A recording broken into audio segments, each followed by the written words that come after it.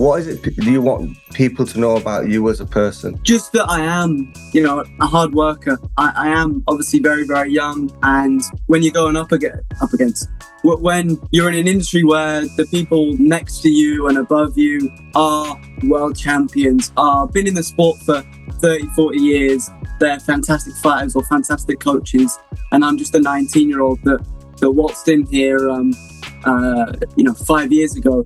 But to actually see that I care, I give a shit, I work my ass off, and almost like I belong here as well. That's kind of what I want to show, and getting people watching the product, getting people engaging with the product, and just being a part of the journey.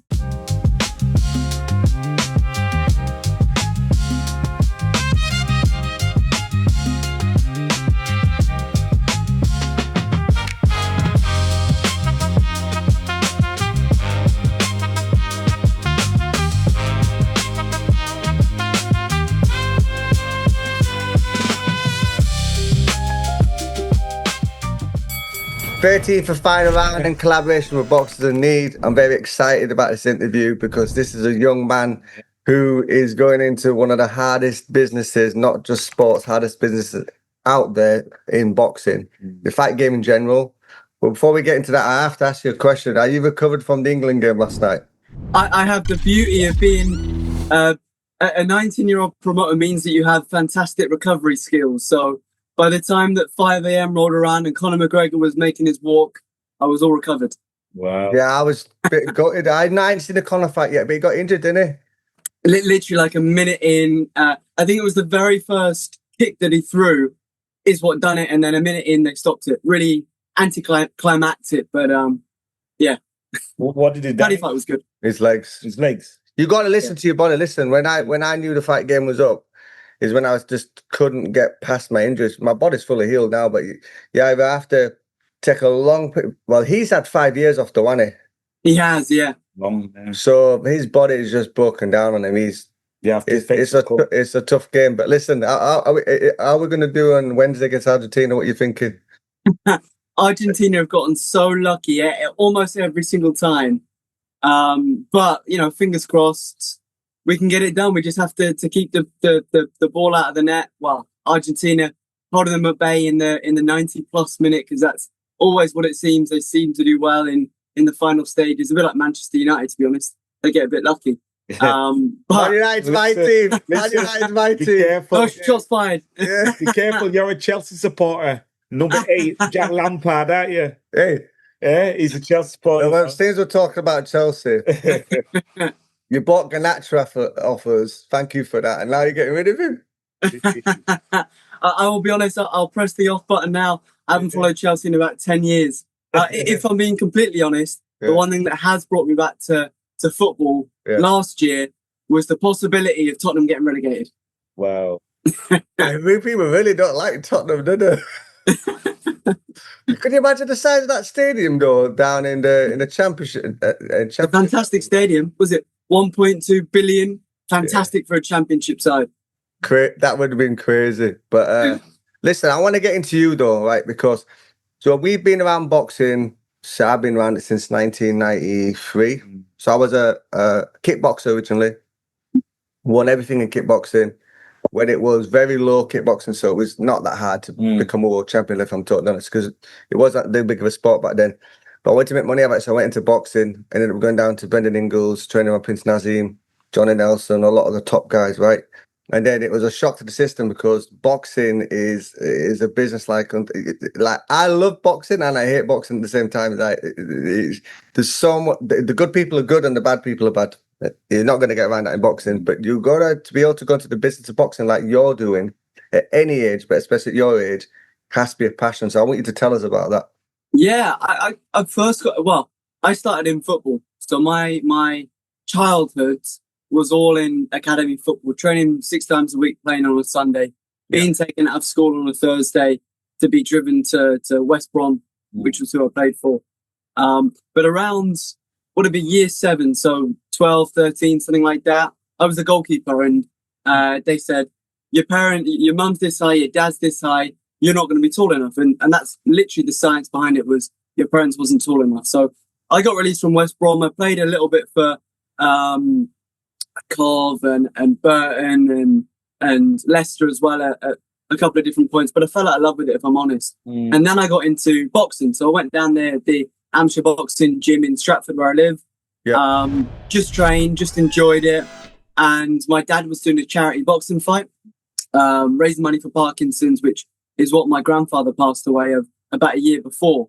And I went and joined him in on the training and done a bit of sparring for the first time and really enjoyed it. So the following year that they had this annual kind of white collar charity event, I decided, okay, I'm going to fight on it. And I fought on it, won, then went back down to the amateur gym, had a couple of amateur fights. And then me and my dad turned around, and this was around COVID time. I would have been 14 at the time. And we said, why don't we do a charity white collar event like we fought on, but in Stratford, because we hadn't had an event for 32 years in Stratford. So that's how we got started. Me and my dad then done 2 white collar boxing charity shows.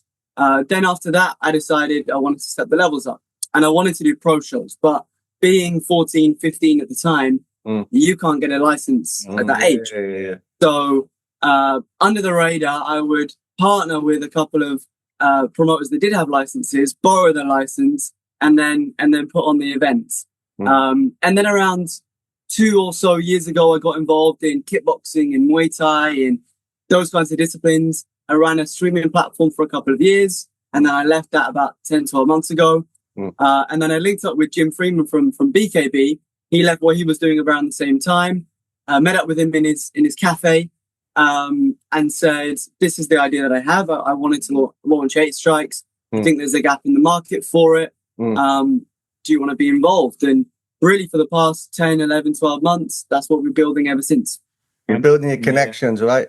Exactly. To be honest, everything in combat sports or, to be honest, probably in business and life is all about people skills and relationships, and it's a people business. And one of the things that I love to do is whenever we have an event like October 24th, we've got it in Sunderland. I'll go up to Sunderland. I'll spend a week, 2 weeks there, and I'll visit every single gym.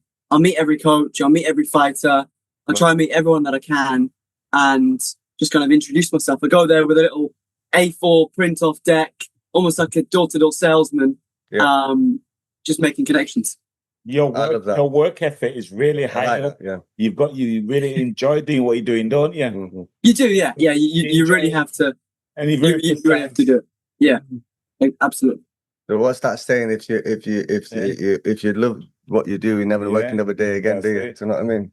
Yeah, exactly that. And you have to love what you do. When it comes to combat sports, you have to love it because it is brutal and it is unforgiving.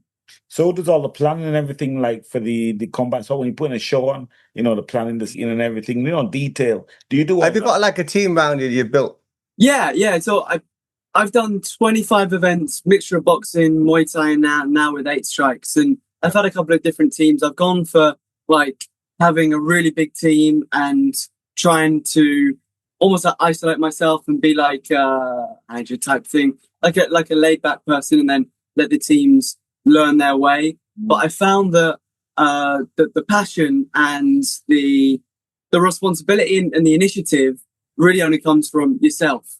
So now we have, it's myself, it's Paul, it's Henry, we've got Jim as well. There's probably 5 or 6 of us as opposed to 12 plus. So having that team that are able to support but also want to drive what we're doing and actually care about what we're doing is important. The 8 Strike, what you've invented, tell us more about that. How it's so TalkSport and the Zone involved. Yes, absolutely. So the rule set is, or the easiest way that I can explain it is, it's like the UFC minus the wrestling. So it's all stand up.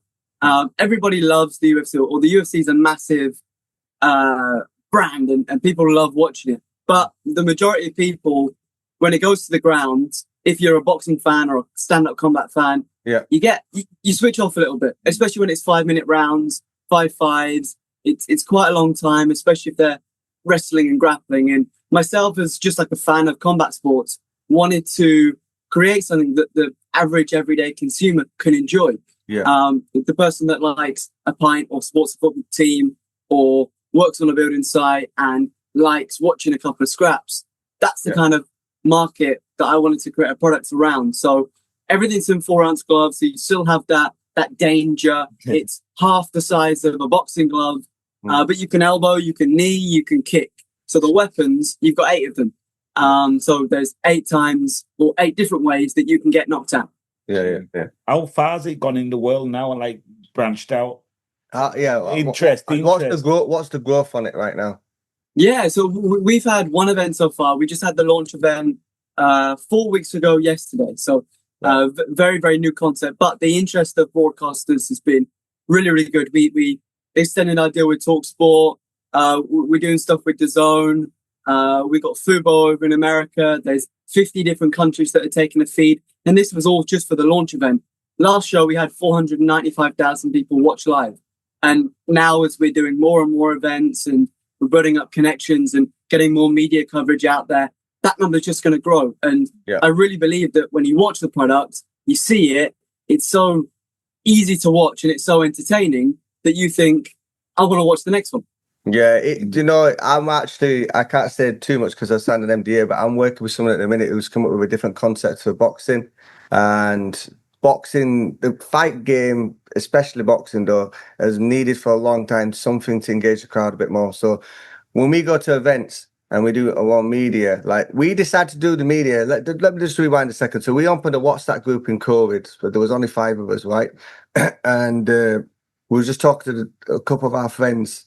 And then we were locked down, mental health issue, and we said, just put everyone as admin, add in who you know. Before now we've got 650 fighters in the group, right? Fighters, and we got everyone, all the top names there, Peter Fury, Adam Smith, all the people you can imagine, all in one group, wishing people happy birthday, getting sponsorship deals sorted out, getting spines sorted out, connections like you're talking about. So anything can happen. But one thing that we know is that when you go to boxing events, no one gets excited until the last 2 fights. But we do because we're hardcore. So I've been watching fight at 5 o'clock. I'll be sat down like that when people trying to talk to me. 'Cause I'm hardcore. But in general, the crowd don't know how to engage. And if you go to a Misfits event, I just have to be honest with you, it's not the level I expect the fighting to be at, right? But the crowd are heavily engaged, right? So you've got this one extreme to the other, and it's how someone can come along and get the same engagement from the crowd, but at the same time have a high level. And there's an art to that.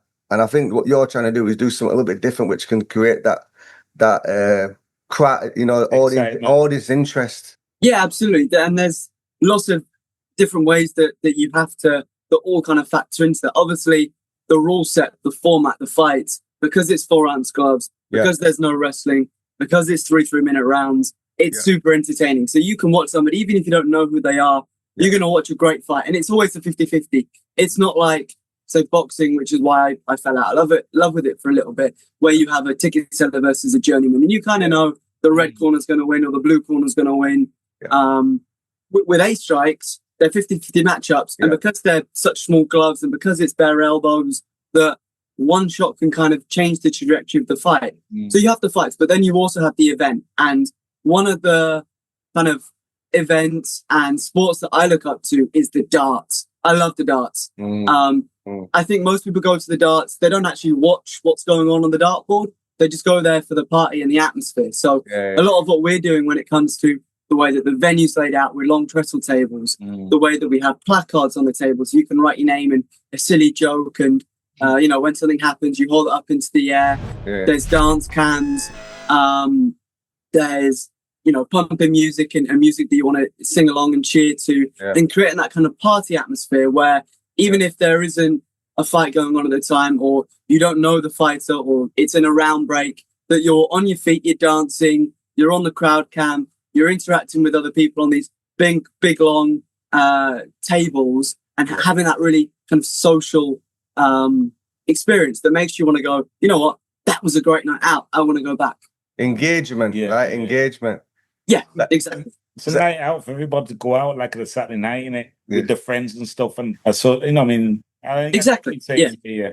The thing is right, your generation, our generation, we've had to learn. We're 50 now, right? But we've had to learn all these things that you just naturally get embedded into. Like social media is about engagement. It's not about posting something out that I like. It's about what they're gonna like, how they're gonna engage with it. Do you understand what I mean? And what you're doing here is you're building something.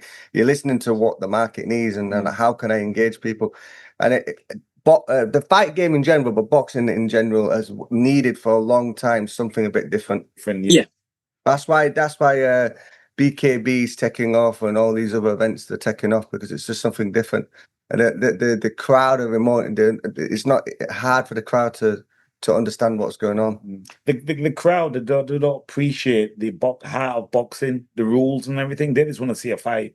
Yeah. Like sit on the sofa and see a scrap, and that's what it is. So are you? So if you're a fan, which fan are you? Are you one who likes Floyd Mayweather technical stuff, or do you like two guys to stand and do an out and got you? No, I want to see a war. I want to see two people stand in the middle of the ring and throw down. I don't want to see them take a step back. I want to. I want to be entertained, just like everybody else. So your style of fighting when you box, yeah?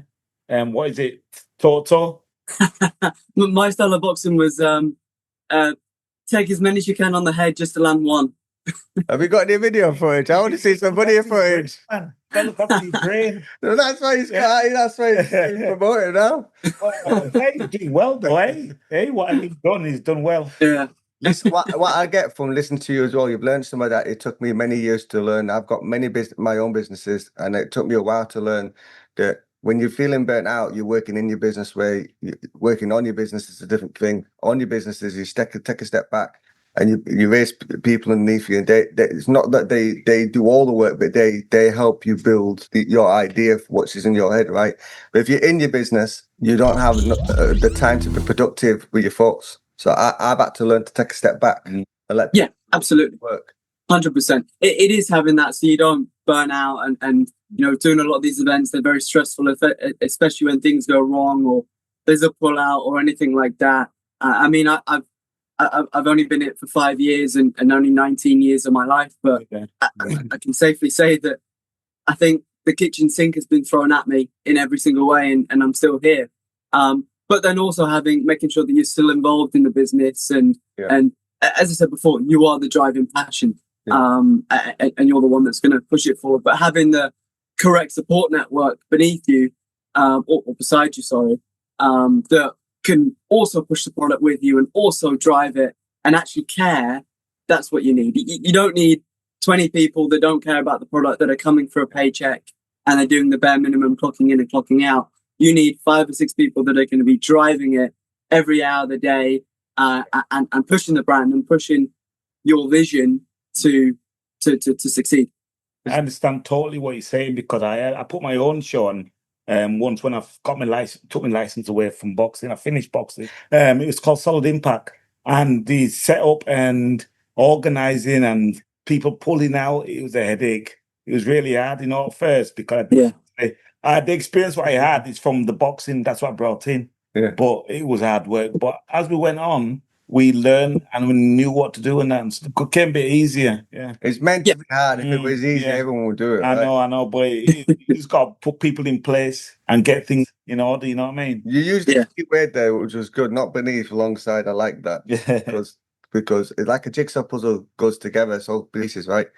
And the people alongside you understand, even though you might have the title as CEO, but it's your vision, but you don't go nowhere without. It's like Beyonce, she might be the finished product without a hairdressing person or a manager. It's like none of it works anyway. Yeah. Jigsaw. It's a jigsaw puzzle, but everyone has to respect the pieces. You know what I mean? Absolutely, 100%. Tell us a little bit when the next event is. It's October 24th in Sunderland. Yeah, exactly that. Come out to the Northeast. The Northeast has a real kind of hot spot for fighters. The bare knuckle scene's booming in Newcastle and the Northeast, and the Northeast love a night out as well. So a lot of, again, our ethos of putting on an event which feels like a party, it feels like a night out, going into the Northeast where, every Saturday night they're out in the town partying.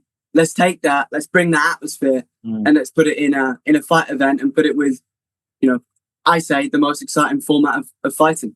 obviously controlled. You don't want people coming in, scrapping in there, right? Yeah, you can fight, but only in the ring. Yeah, only in the ring. Leave it to the experts. But you get people fighting though in the crowd, so obviously your security sorts all that out. Yeah. It happens, I'll be honest. It happens. In 25 events, I've only had one issue with a crowd member, and it was a drunken lady that had a little bit too much to drink and was causing a scene because we didn't have their favorite beverage at the bar. And that's literally it in 25 events. Wow, she didn't take a shoe off, did she? How did he get around it? Did he give her a free pint or something? No, the best thing to do in that scenario was to get. I actually think my mum and my auntie went over there. Two ladies went over there to kind of calm her down, take her outside, and de-escalate the situation. I like that. De-escalate the situation. Let's find a win-win situation here. Listen, how many fighters have you got signed up to your promotion now? I think for the October event, we've got about 80 plus different names that have put their names forward to it. And, you know, as we're doing more events, we're discovering new talents and seeing, you know, the next crop of who could be the face of what we're doing in the years to come. And then, we'll be offering them exclusive contracts, $75,000 contracts across a number of seasons. But yeah, we've had some really great uptake already, and I believe that as we do more and more events, the product gets pushed out there even more. People see snippets of the events and see what a great production, what great coverage, what great viewership. You know, monkey see, monkey do. They want to be a part of what we're doing. Good. I love the passion, honestly. I can't believe you're only as young as you are, and then I'm listening to you talk about it like you're so level-headed, mature. You know, you've got in this game as well. You've got in the fight game, you've got to be able to have tough skin. Absolutely, there's a lot of ups and downs, and that you got to go through. So if this is happening already, this is a good thing, right? If people are criticizing you, bad mouthing you, making your job hard, it means you're doing something right. Because people don't bug people that are not affected. Oh, yeah. You know what I mean? My first experience coming into Muay Thai and into kickboxing was being literally ridiculed online by arguably the greatest fighter of all time outside of Thailand. And still almost every day, every event, having that small group of people that think, for whatever reason, for whatever ulterior motive or agenda, to criticize, to go against, to, message the fighters that we have on the show, don't work with these people, don't work with him. He doesn't know what he's doing. He's 19. He doesn't deserve to be in that position. You have to have, thick skin. And as I said, I've had the kitchen sink thrown at me, and I've got 60 plus more years of this. And that motivates you, innit? Yeah, exactly. 100%. Just take it in and motivate yourself. Yeah. It's a good way of understanding where you are with people, though, because people only talk when they're threatened. We get it. Yeah. The thing where we get it from other media channels talking about, which is a bit silly because we're in the boxing industry and then decide to do this. So that means that I'm in a boxing gym every night training fighters, and then I'm a nutritionist for fighters. So half of the country comes to me for nutrition. So people tell me things anyway. But what I do is I ask people, because I'm old and wise now. I don't want to know. What I don't know don't hurt me.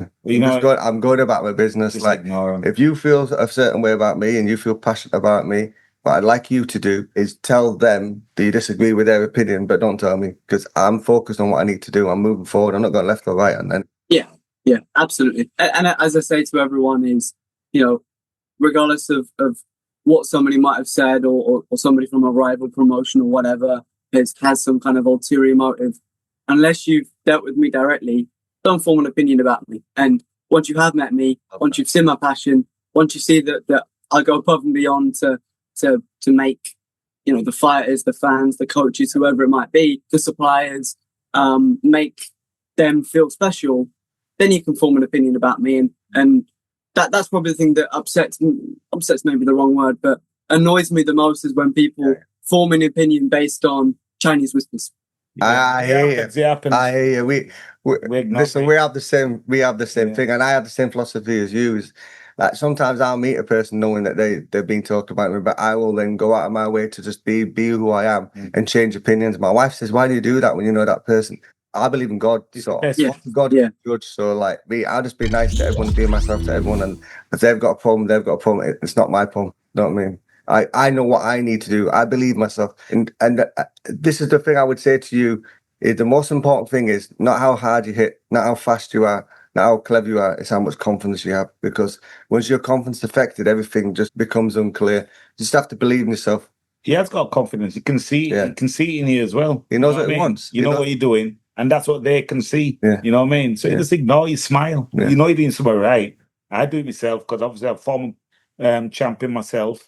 Yeah. Pro boxing, and then I moved on to this. Me and John. Yeah. And it's like we're getting people talking behind our back, but I just smile and just talk and carry on. We know what we're doing. We just do our thing. And you always get one of them come back to us and ask for advice, what to do. I'm thinking, how long you been doing it? Yeah. You know what I mean? So You make the right connections because if you're a good person and you're honest, you're trustworthy, and you do right by people. It's a longer game, but the people that are trying to take shortcuts, they get found out. don't last Making phone calls, trying to sabotage. People like that get found out. Don't last long. You know what I mean? Yeah. But Absolutely. I've got a lot of respect for what you're doing, and I want the best for you. And if we can help you in any way, let us know. Yeah. Because we had to have a reach when it comes to fighters and people. Yeah. Yeah. And we'll come up and support you October 24th. Yeah. Thank you very much. And I don't know if you've been to or seen any of the clips of the events, Yes. or anything like that. But yeah, I almost guarantee that as soon as you see two warriors in those small gloves throwing 8 different limbs at each other, you're gonna think, I can't go back to the boxing. After watching this, I can go back to boxing. I can't go back to MMA. I can't go back to bare knuckle. He wants to come out of retirement. You got to I'll get the checkbook ready. Yeah, man, we talk. My wife won't let me do it, so don't ask me. My wife will kill me if I do it like that. But listen, we want to leave the last word for you, right? What is it that you want? Because what I find in my experience about successful people is never about what they do good. It's about how the people feel about them as a person, about how they can interact. What is it do you want people to know about you as a person? It's a good question. Just that I am, a hard worker. I am obviously very, very young, and when you're going up against, when you're in an industry where the people next to you and above you are world champions, been in the sport for 30, 40 years. They're fantastic fighters or fantastic coaches. And I'm just a 19-year-old that waltzed in here, 5 years ago. But to actually see that I care, I give a shit, I work my ass off, and almost like I belong here as well. That's kind of what I want to show, and getting people watching the product, getting people engaging with the product, and just being a part of the journey. Yeah. As I say to most people, watch it once. If you don't like it, that's cool. But when you do watch it, you'll be a fan for life. I love that. Listen, I'm looking forward to it. I'm looking forward to your journey now. I'm in the background watching it. I've been cheering you on because you've got a big heart, you've got a big desire, and listen, I wish you nothing but the best. Definitely. Do you have a WhatsApp, any Facebook, whatever? Just give the details. Yeah, give a shout out for people not meeting you first time. Shout your social media handles right now. Yeah, absolutely. So let me get my t-shirt in shot. All right. You can go over to 8 Strikes at 8IGHT Strike. That's the Instagram. That's also the YouTube, the Facebook, the TikTok, other different platforms as well. I'm Charlie Herdman. I'm on Instagram. Website is, again, 8strikes.com. Or you can follow what these guys are doing. I'm sure that they'll be sharing a couple of bits and bobs as well. Yes, and will do. Otherwise, stay on social media, and I'm sure one of our knockouts will come onto your For You page. I like your cap as well. That's a nice little logo. Thank you very much.